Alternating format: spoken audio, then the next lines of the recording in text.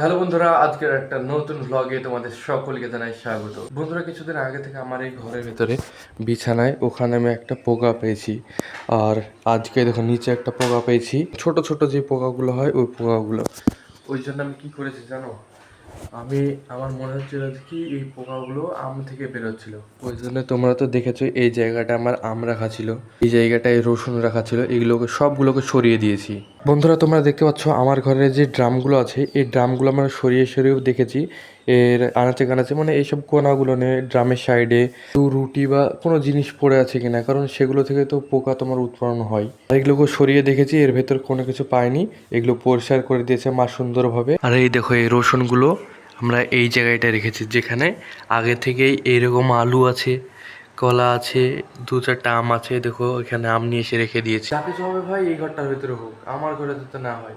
আমি তো ড্রামগুলোকে বের করে দিতাম, কিন্তু মা বললো রাখ, বের করতে হবে না, আর মনে হয় যত সম্ভব পোকা টোকা আর আসবে না ঘরে।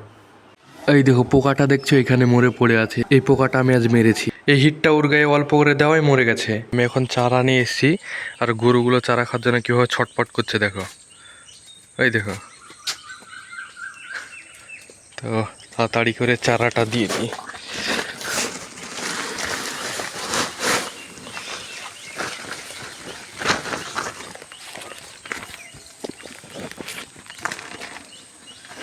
ভাই আমি এখন যে প্যান্টটা পরে আছি না, এই দেখো এই প্যান্টটা, এই প্যান্টটার পকেট থেকে, এই পকেটটা থেকে আমি এই দেখো 20 টাকাটা পেলাম। আমরা তো মনে ভুলে এইসব টাকা পকেটের ভিতরে রেখে দিই, তখন তো আমাদের মনে কোনো খেয়ালই থাকে না যে আমরা 20 টাকা পকেটে রেখেছি। যখন পাই আমরা পরে, তখন ভাই খুবই আনন্দ লাগে। 20 টাকা পেলাম পকেট থেকে, এই যে আনন্দটা, এটা নেক্সট লেভেল।